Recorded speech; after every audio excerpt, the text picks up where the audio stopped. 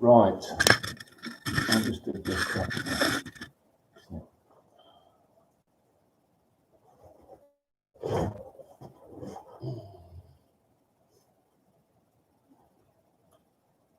Okay.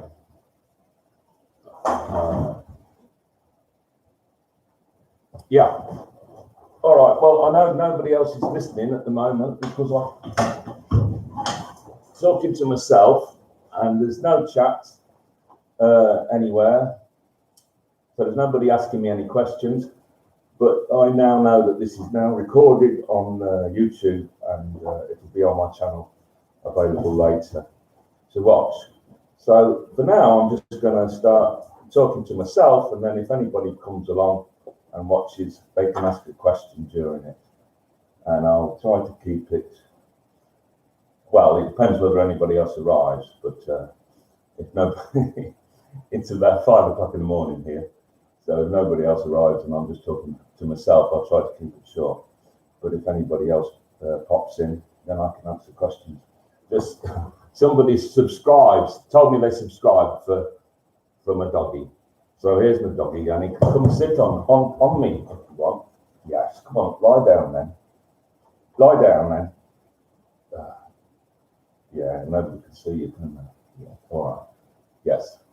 All right. So for the other people who are not doggy people, yeah, somebody just popped in there.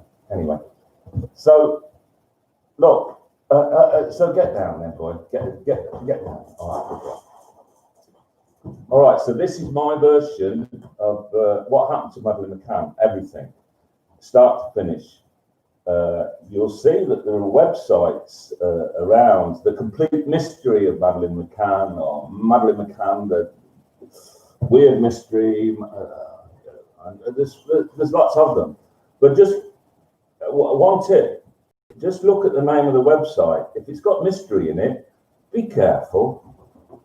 You know, it's the admin that name those sites, and it's not mysterious at all. All right. Yes, it's taken a little while to work out, but here it is. There is no mystery. There is this jigsaw where we know that the facts, and there's a few or one or two missing pieces, but they unfortunately have to be a specific shape to fit. There's nothing else that does fit. So I'm going to tell you what those other pieces look like. By knowing all the other facts that surround them, then really the shape of the last piece, it has to be that. There is nothing else. I'm going to talk about paedophilia, which for a lot of people are going to find it very distasteful, and I find it distasteful, very. And for the majority of normal people, we can't get our heads around it. You know, my wife couldn't get her head around it. Sharon couldn't get her head around it when I said, and neither can my latest flame. I don't know whether I'm going to mention her name or not. She can't fucking decide whether she wants it mentioned or not. So I'll leave it out for now, because we are in a bit of a state of flux, to say the least. And one of the reasons for that is, of course, Operation Grange monitoring me, and they're probably monitoring this right now. They've hacked my webcam, they've tried to blackmail me, but I've dealt with that. But they might well pop up Operation Grange. If you look at my last video's Epiphany, I'm talking about Operation Grange being outed, and they certainly are. They can't wriggle out of this. And I probably naively hoped that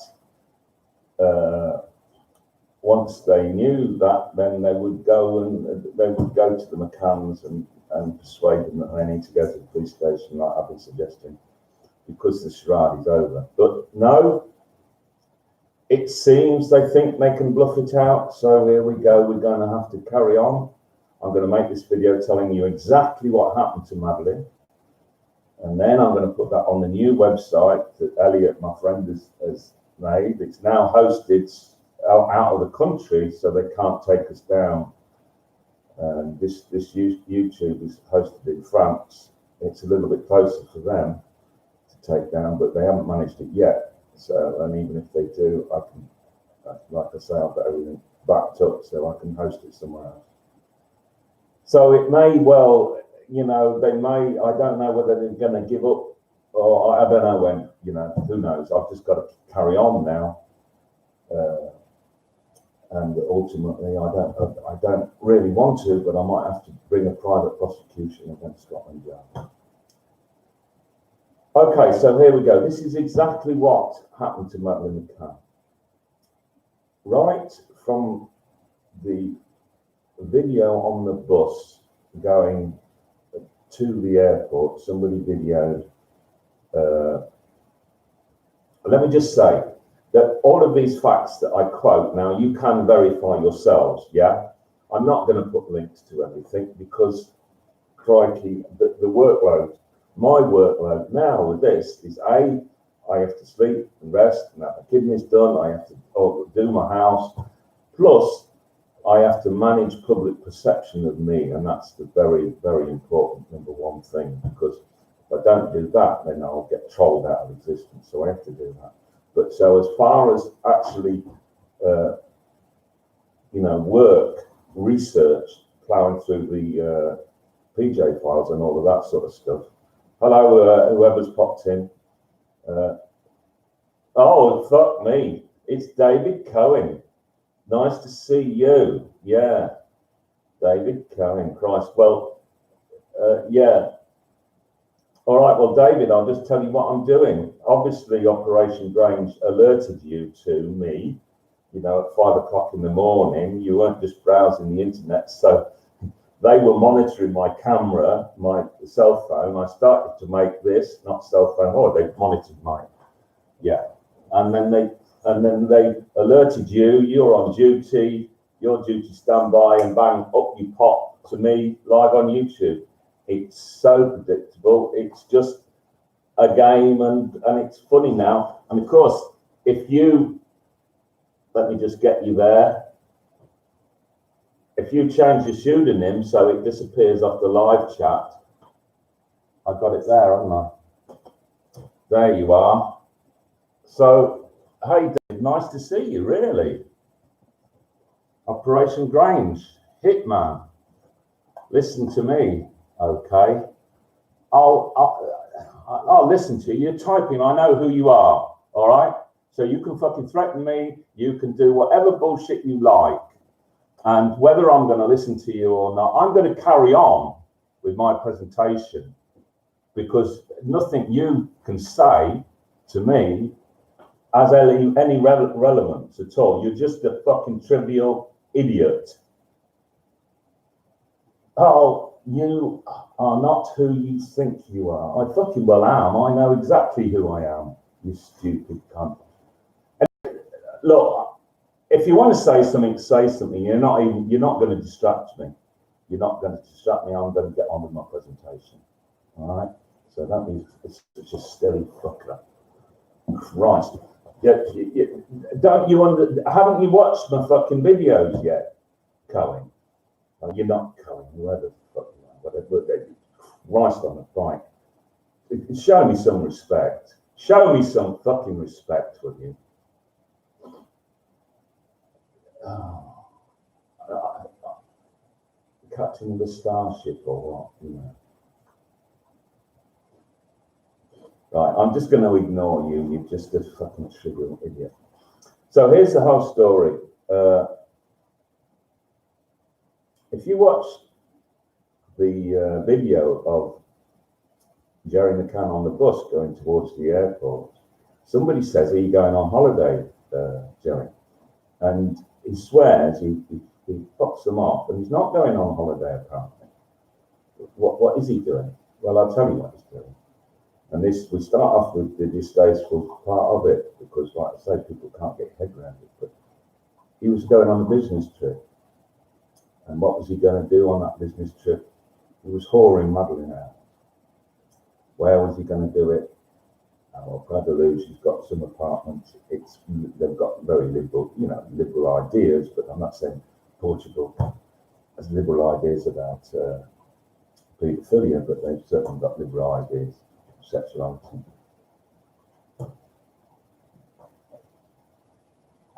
And so I just, every one of David Cohen's comments is held for review, so I'll just let them through. He can ramble on and shite as much as he like. I'm not even going to comment on that until he says something fucking sensible. So yeah, now you see he's distracting me. This is the whole fucking thing. Let's see what they do. Operation Grange. But never mind. So they went to Prague-Luge with the children. Now then, we started the new website with Elliot, and they went out drinking, of course. Now, early on in the holiday, they went to Chaplin's, a place which, as the crow flies, is 500 meters away from the apartment. But in actual fact, when you have to walk by the roads and there were roadworks, it's significantly longer than that. So how far exactly? Let's say a kilometre.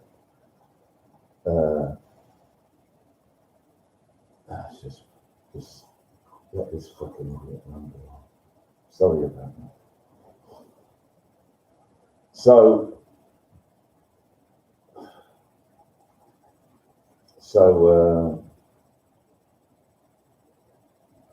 Madeleine, they left those children alone in the apartment because they didn't want the babysitters service that was provided alone with the Madeleine. And that's because they said they don't like to leave the child with strangers. But remember, of course, that the babysitters would have been verified and checked and background checked. They absolutely would. This is Mark Werner, a proper, well-organised place, and all part of the service is verified babysitters. So they would have been entirely trustworthy. But McCanns didn't choose to use them. Why not? Why not?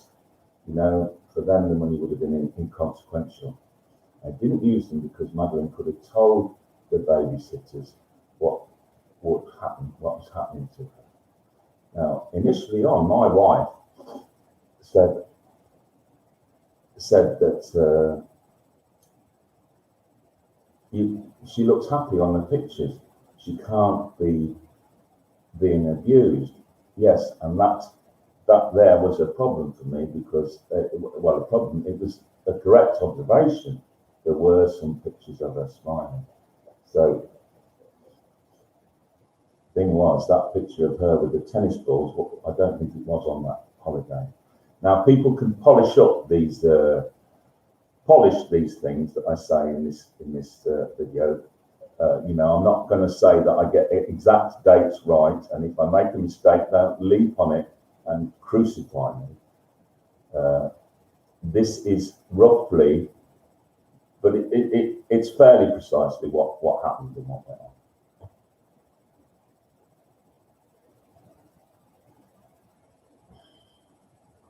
And I'll just ignore David Cohen until he's put some.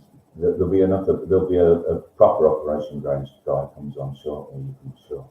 He's just trying to distract me. So McCann was going on a business trip where he'd arranged to whore out Madeleine at a known paedophile's apartment. Clement Freud lived in had an apartment at Prague-Luge, and it was probably pre-arranged for there. And they were shocked. They were horrified. They just recently said they were horrified that they found out that he was somebody else had just arrived as well. They were horrified that Clement Freud was a paedophile. Hello, third person. I don't know what you are, Operation Grange or whatever, but you're welcome to ask a question if you want to say hello.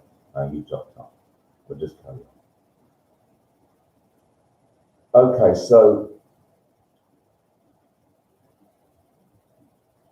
they went out drinking. They didn't want to leave Madeleine with the babysitters because Madeleine could have talked about what was happening to her. So they sedated her. Kate was an anaesthetist, and of course, McCann was a doctor as well. And on the new website now, we're going to discuss what sedatives they use. I said it couldn't be Calpol. I didn't realise that Calpol could kill. My wife said that it can. So, you know, certainly for the non-medical people around, and you know, I'm not medical. My wife told me that, you know, you must not sedate little young babies, because obviously it damages their tender little brains. So it's something that you really shouldn't be doing ever. But I didn't know Calpol could ever kill anybody, and I can't perceive how you could pour down a lethal dose of Calpol down a child's throat. I don't know, but anyway, some thought can be put into that by more medically qualified people than me. I know we can come to a best guess at what drug they used, but a drug was used, yes, because how on earth could they go out to chaplains, leaving them on their own, unsupervised, without sedation? They couldn't, could they? I mean, she cried. This is a fact. She cried for 2 hours, and Mrs. Fern from the flat above had to come down because there was no sign of any parents, and there was this child wailing her head off in the apartment on her own. So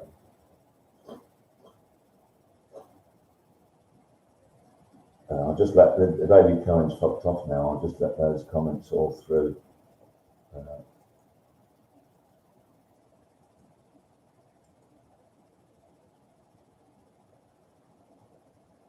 And I'll just take a picture of them so that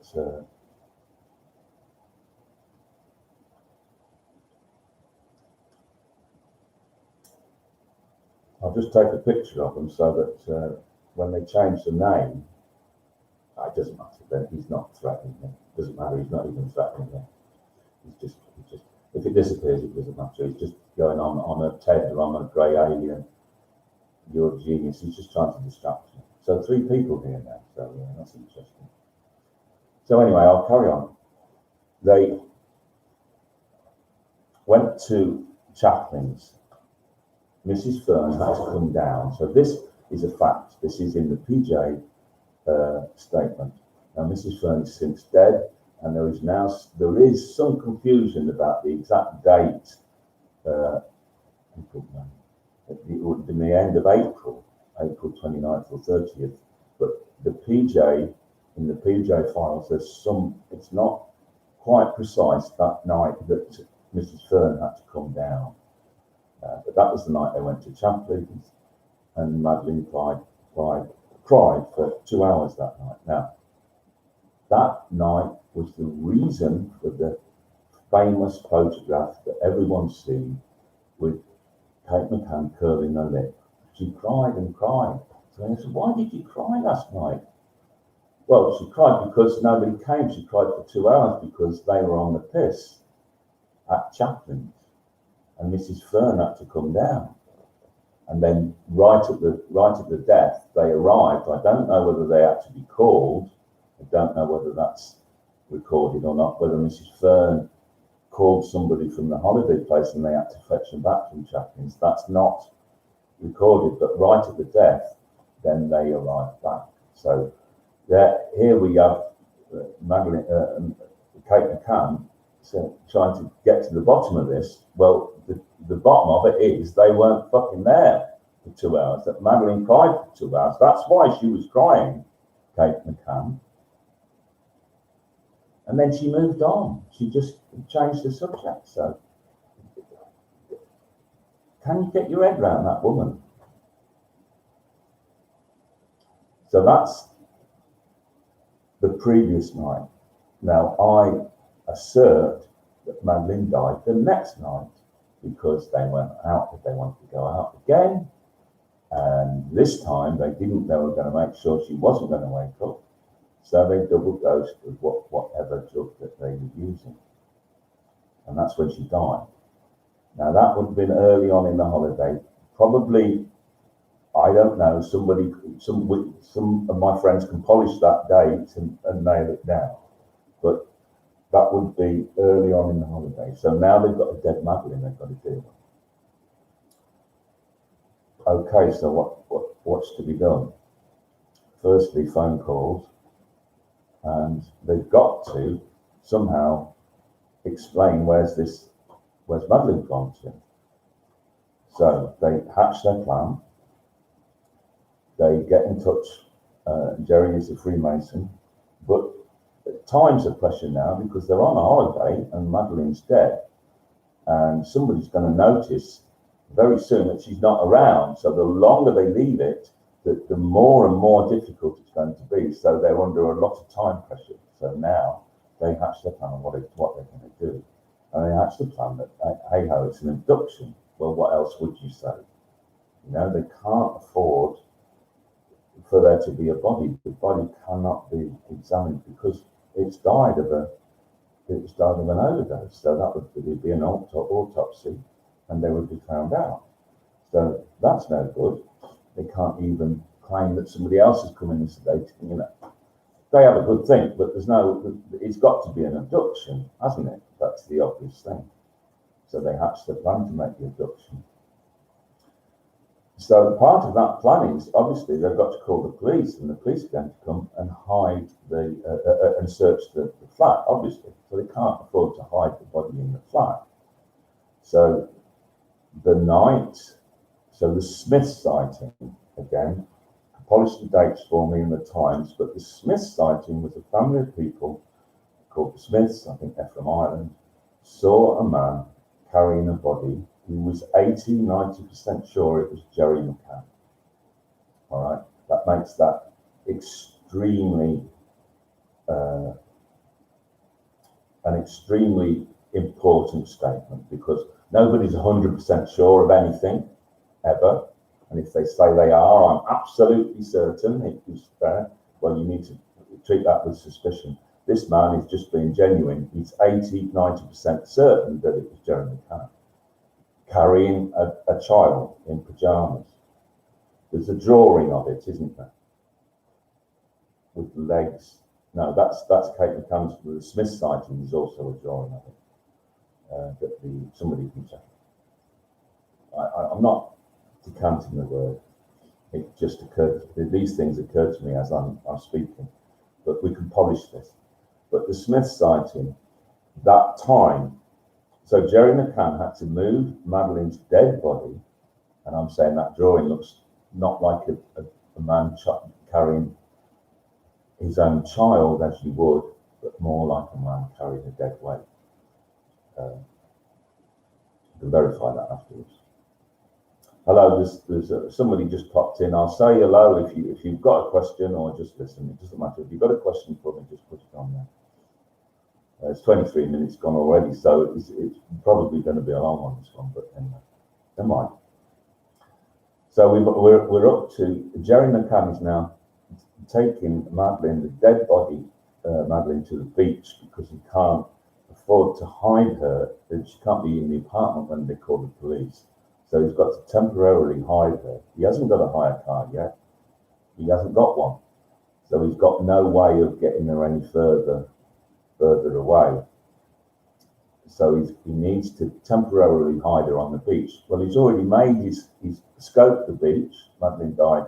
So he's had a day or two to scope the beach where he's going to hide her, not be found, but it's temporary. Because he's already been on the phone to his mates. That's why his cell phone records have gone or disappeared conveniently.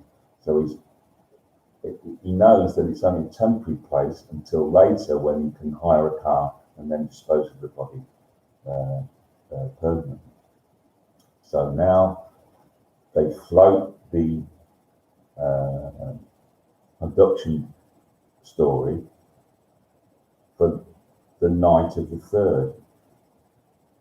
Yeah, I think the night of the 3rd. Don't leap on me and crucify me. No, I think it's the night of the 3rd. So they call the PJ and they float their abduction story. And then, of course, all of this nonsense comes about. They haven't quite worked it out, have they? We had this whoosh, and she knew. Oh, just like that. It all went whoosh, and she knew. Madeleine had been taken, really. And then we came in with the stupidity of the. But it's not stupidity because they didn't have time to plan it long enough. They were on time pressure. So first we had the window, the shutters were locked, then they were jammed, then they were unlocked, then the apartment was locked and unlocked, and all of this nonsense. So the abduction story throws off, and we're getting the newspapers. At the same time, then Jerry's got his immediately on scene his helpers. And if you're going to do something like this, you need to control the media. So he's got his helpers and his thugs around. People are saying that Madeleine was in the crash on the 3rd, but no. Be clear, the crash records were fudged. Can you imagine that the person who's looking after the crash is just a nursery nurse, and some fucking thug comes along and says, "Where's the record? I'm a policeman." What? She's not going to say, "Show me your authority. I need to see your badge and your ID number." She's just a nursery nurse. So the thugs take away the crash records, and they fudge the fact that Madeleine was seen after the 30th. She probably almost certain there isn't a verifiable witness that she was seen at all. There are no photographs of her at all. There's a few photographs very early on, and that's it. So now they're stuck for a last photograph for the wanted poster and all of this, for the fine modelling poster and all of this. So where are we? He's now got his thugs on the scene, and that's when you see that the day afterwards, there he is on the balcony laughing his head off. Jerry laughing his head off. He's sucking a lollipop like Kojak. Yeah. Why don't you tell us all why you hate Kate and Jerry so much? Oh, look, let me just show all of these. Put these on.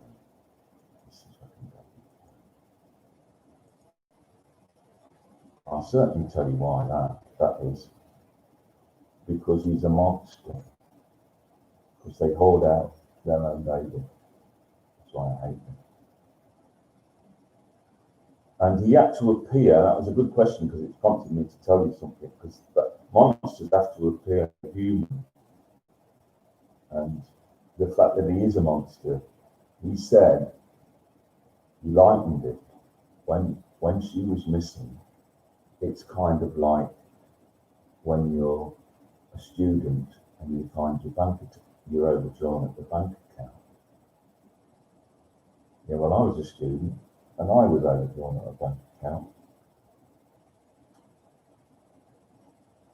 Yeah, but it wasn't like that. It didn't make me feel like that. I haven't lost my child or my baby. And when I'm overdrawn at the bank, when I'm a student, yes, it gives you a bit of a jolt. But, oh, what am I going to do? And he likened that to our losing Madeleine, maybe. Yeah. He did. Now, then, Jerry McCann needed a photograph of Madeleine, plus he needed a conflab with various people about stuff, and PJ were around, and he couldn't make a photo shot there because people were in and out of the apartment all the time. Searched the apartment, but she's not in there, she's temporarily hidden on the beach. So he goes back to Glasgow, and there they fabricate the last photograph together with an expert. And then there's something about his lost wallet. Somebody else has done some good work there about his lost wallet.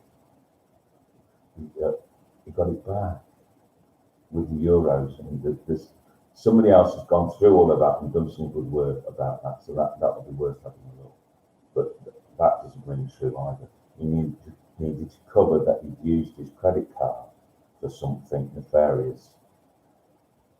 Nobody checked his credit card records, so we don't know what nefarious thing that he used it for. But he had to cover that fact in case the British police or anybody else jumped on his credit card records to check them out. So he had to cover that. Now, another thing that he had to cover, which he covered in the Panorama program, Panorama were out there and made the program. We had Jerry McCann live on the BBC Panorama, saying that perhaps the abductor sedated all 3 children. Now, get this through your head. This is Jerry McCann. He is a doctor, so he's not an imbecile. You know, he's got a reasonably high IQ. He's very, very arrogant. He thinks he's cleverer than he really is. But does he really? This is what he really says on the Panorama program. He says perhaps the abductor sedated all 3 children, or twins. Perhaps the abductor sedated the twins. So this abductor, can you imagine? Does he break in through the window? Does he come through the door? We don't know now, because if he had to come through the door, they've always said that the apartment was locked, so we'd have to have a key. Where's the key gone? You know, they count the keys.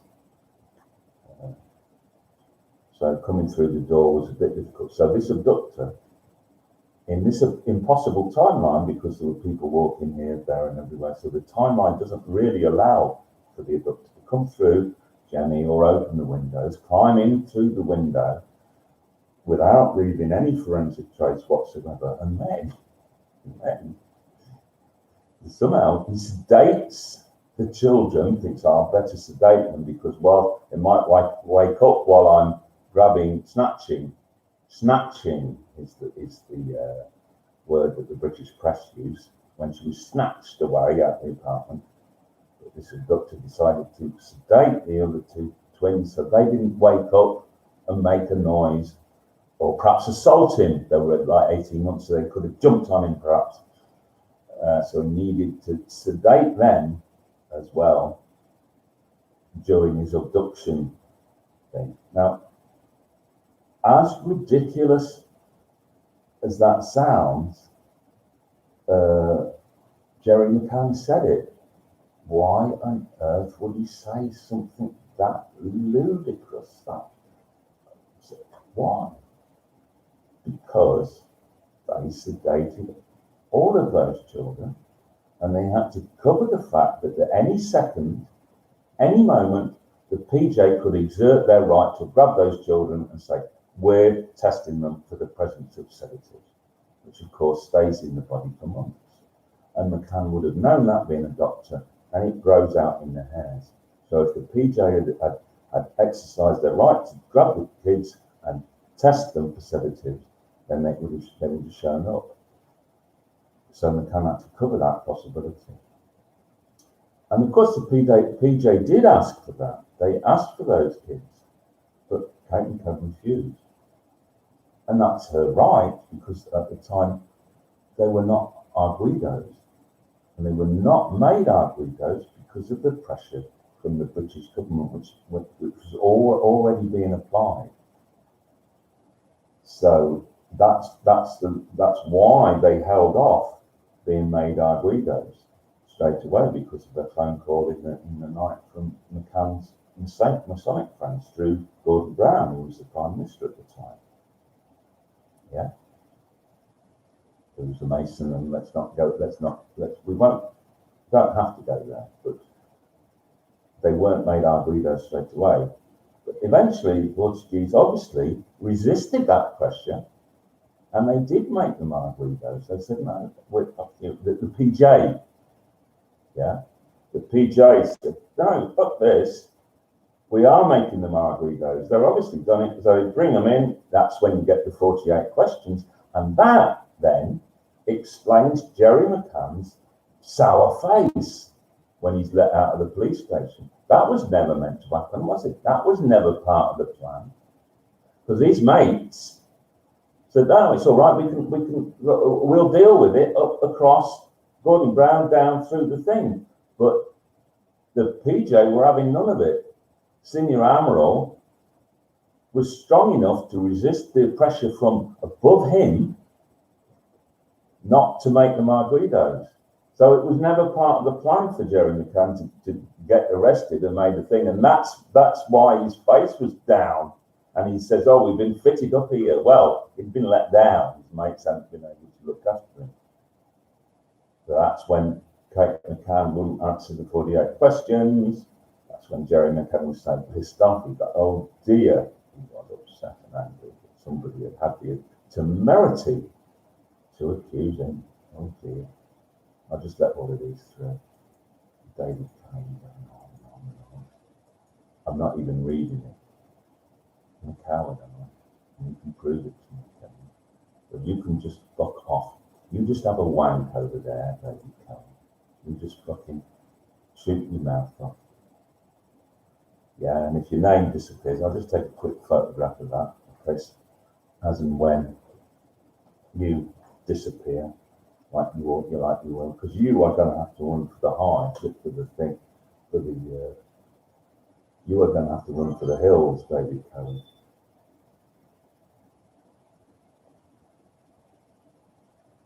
Because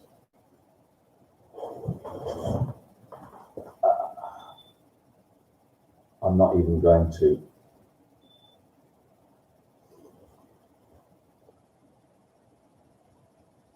I don't really care. It's nonsense. My card is right protected. It doesn't make it matter. Let me just undo that. Right, protection. That little flip thing, isn't it?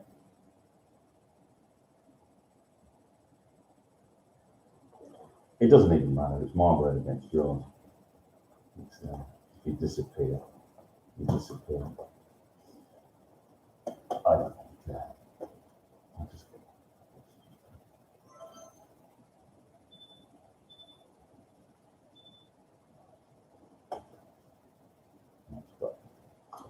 So let's press on. It's 37 minutes already. All right. Look, I'm not going to put a time limit on it. I'm just going to carry on. If there's anybody else apart from David Cohen wants a question, just ask a question. So where are we up to? Yeah. So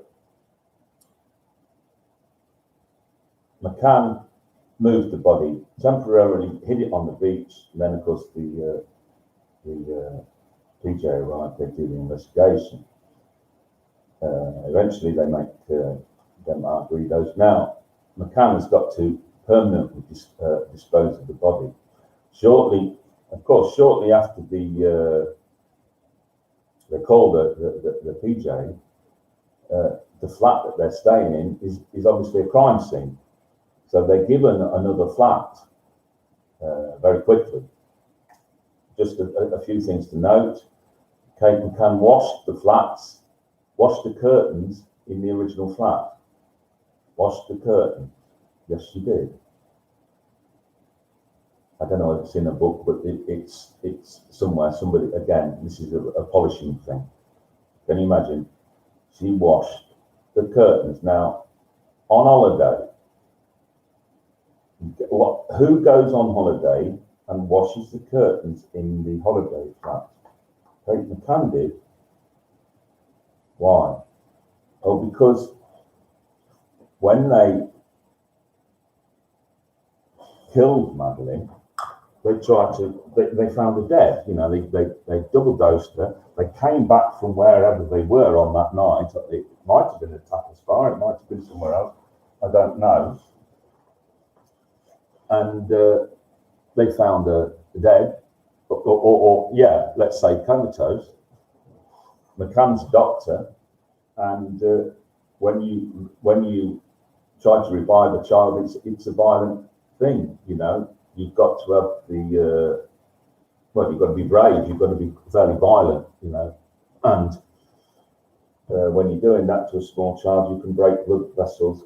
So there was blood and started on the curtains. And Clayton knew that. That's why the apartment had recently all been cleaned. When the PJ arrived, they'd hoovered and cleaned and done all of that. Why? They'd done it the day before. I'm not saying they've done it after on the 3rd, but they've done it prior. So I'll tell you what, this is 40 minutes long. I'll take a break here. I'll have a coffee, and we'll call it. I'll retitle this part 1, and then I'll come back to start 2. Let me just allow all of these through from David Cohen. I'm not even reading what he's saying. You go away and get somebody more important, David Cohen, because if you want me to answer any of these questions, you need somebody sensible, because I'm not going to talk to you. I know exactly what you are. You're a piece of shit, and I don't listen to shit, you know.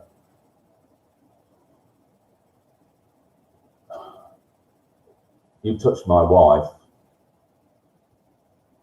You touched my wife, you cunts, and I shall be in Scotland Yard now. You fucking touched my wife.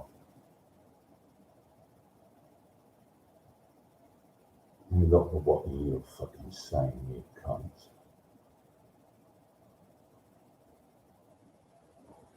Oh, that's shit.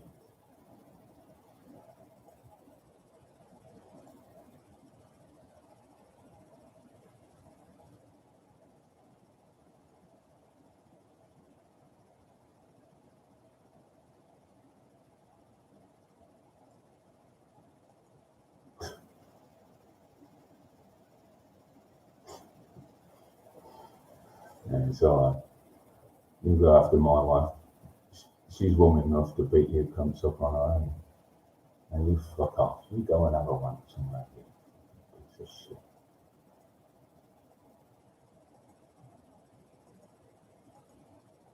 And you look at this mouth in his fucking mouth up in your mouth. You've got one again. Fuck off. Right, I'm going to call it a day here, and not a day. I'll be back. I'll do another one in a minute, and I'll put this up on the YouTube.